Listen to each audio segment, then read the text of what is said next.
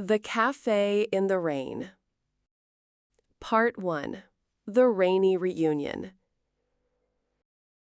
It was Thursday afternoon. The sky turned dark very fast.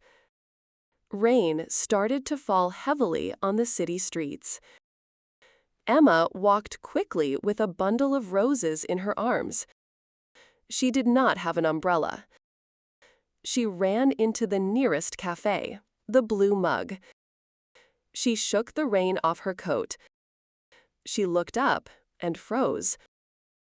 A man sat by the window. He was reading a book. He looked up too. His eyes widened in surprise. It was Daniel. Emma's heart beat very fast. Daniel stood up slowly. He smiled nervously. "Hi, Emma," he said softly. "It's been a long time." Emma could not speak for a few seconds. She remembered his face, but older now. She remembered his voice, but quieter now. She remembered the day he disappeared. 10 years ago. No goodbye. No phone call. No message. She took a deep breath. "Daniel," she said coldly, "I didn't expect to see you here." He pulled out a chair for her. She sat down, but kept her distance. The cafe was warm and quiet. Rain tapped gently on the windows. Daniel ordered 2 coffees. Emma did not thank him. "I know I owe you an explanation," he began. Emma looked away. 10 years is too late for explanations, she said. He lowered his eyes. "I tried to find you," he whispered. "You changed your number. You moved away." Emma's hands trembled slightly. She remembered crying for weeks. She remembered deleting his photos. She remembered telling herself, never trust again. The coffee arrived. Steam rose between them. Daniel reached into his bag. He pulled out an old photo. It showed them under cherry blossoms. Emma's younger self was smiling. Daniel's arm was around her. On the back, handwritten, "Sorry, I had to leave." Emma's eyes filled with tears. She pushed the photo back. "Don't do this," she said. "Not now." The rain stopped. Emma stood up. "I have to go." Daniel stood too. "Let me explain," he said. Emma shook her head. "Goodbye, Daniel."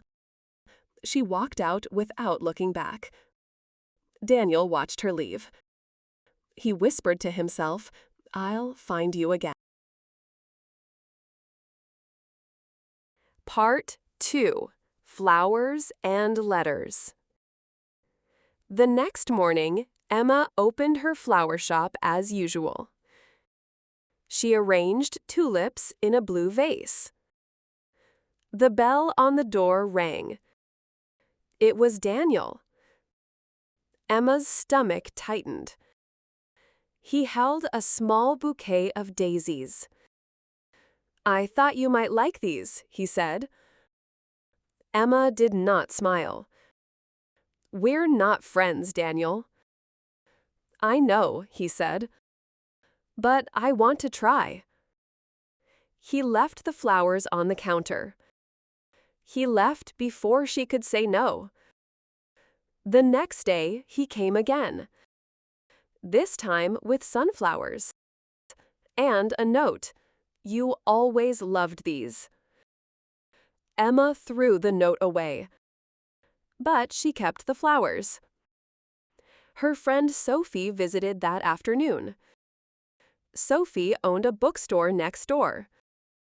She saw the sunflowers. "Who sent those?" she asked. Emma sighed. "Daniel, he's back." Sophie's eyes widened. The Daniel from university? Emma nodded. He just shows up after 10 years? No warning? Emma shrugged. He says he wants to explain. Sophie sat down. Maybe you should listen. Emma shook her head. Why now? Why not 10 years ago? 2 days later, Daniel left a letter. Not in person. He slipped it under the door. Emma opened it slowly. The handwriting was still familiar. Dear Emma, I don't expect you to forgive me, but I need you to know the truth. My father got very sick suddenly. I had to go home to take care of him. I lost my phone on the train. I tried to call you from hospital phones, but I didn't know your new number. Then my father passed away. I fell into a dark place. I thought you were better off without me. I was wrong. I'm sorry. Daniel. Emma read it 3 times. Her hands were shaking. She remembered Daniel's father, kind, always smiling. She remembered how Daniel cried when his dog died. She remembered how he held her hand during exams. That night, she couldn't sleep. She opened her old photo album.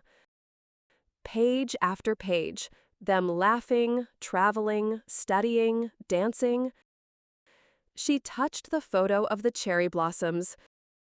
She whispered, "Why didn't you just write a letter?" Part 3. The Truth and the Fight. Emma decided to find Daniel. She asked Sophie where he worked. He's at the Central Library, Sophie said. 3rd floor, history section. Emma walked there the next morning. She found him shelving books. He looked up, surprised. Emma, what are you doing here? We need to talk, she said firmly. He nodded. They walked to a quiet corner. Emma crossed her arms. Tell me everything, no lies. Daniel took a deep breath. My father had a stroke, he began. I got the call the night before our flight.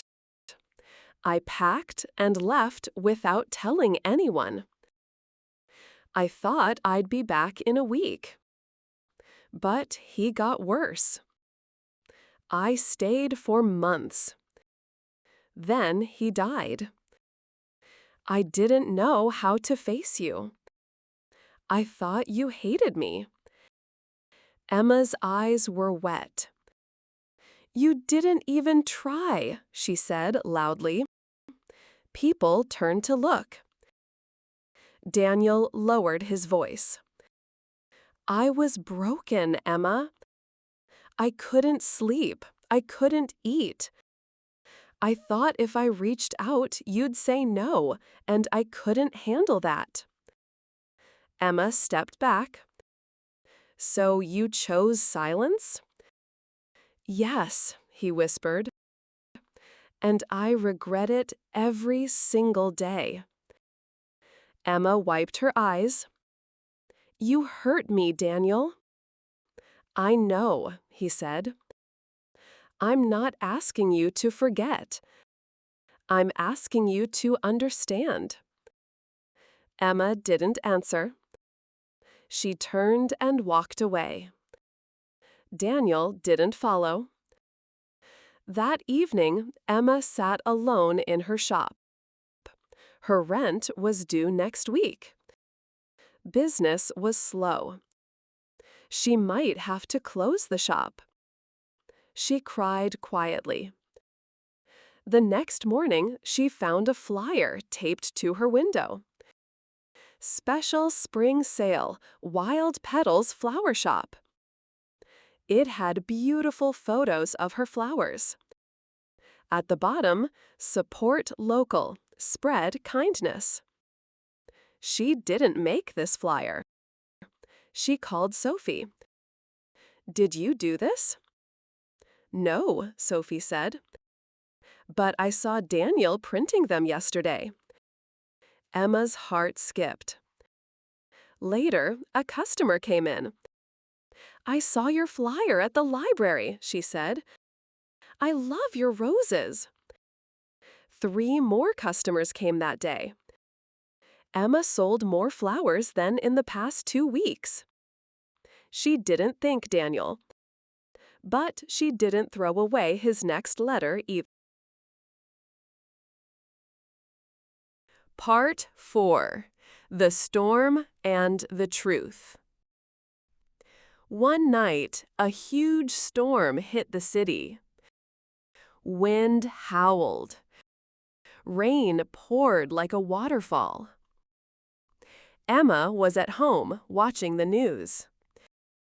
Flooding reported in downtown area, the reporter said. Emma's heart dropped. Her shop was downtown.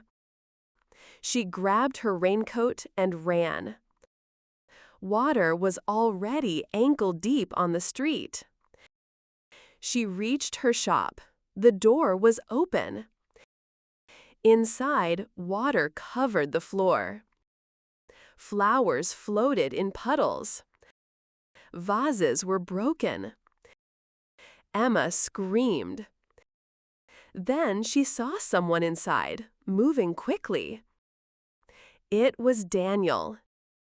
He was carrying buckets, mopping water, saving flowers.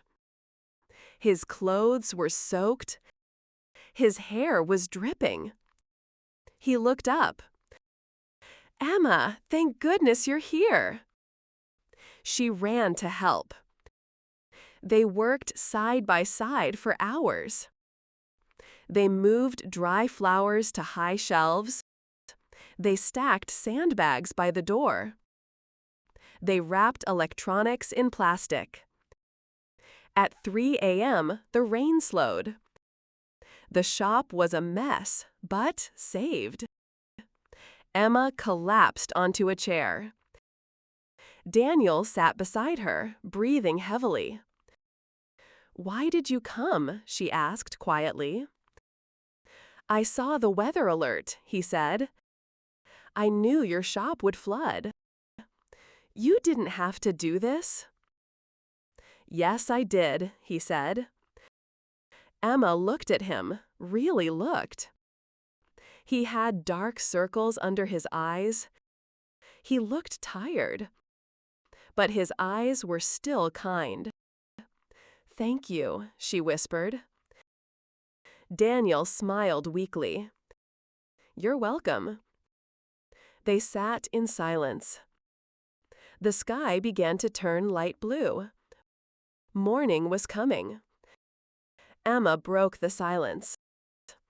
If you could go back, what would you do differently? Daniel thought for a long time. I would write you letters, he said. Every week, every month. Even if you never got them, I would write. I would tell you about my father. I would tell you I was scared. I would tell you I still loved you. Emma's tears fell again. But this time they were softer. I wish you had, she said. They walked to the cafe together. The same cafe. The same table. This time they talked for hours. No anger, no shouting, just truth. Just pain. Just healing. Part 5. After the Rain. Emma did not get back together with Daniel. But something had changed. She stopped closing her heart. She started smiling more at customers. She even joined Sophie's book club. Daniel came to the shop every Saturday. He helped organize a reading corner with flower-themed books. Customers loved it. Business grew. Emma painted a new sign, "After the rain blooms." Daniel helped her hang it. They didn't hold hands, but they laughed together. One afternoon, a little girl asked, "Are you two married?" Emma and Daniel looked at each other. Then they both laughed. "No," Emma said, "but we're friends." "Good friends," Daniel added. That meant something. More than many romances. One rainy afternoon, months later, they sat again at the cafe. Same table, same window. Emma was reading a novel. Daniel was writing in a journal. They didn't need to talk. The silence was comfortable, peaceful. Emma looked outside.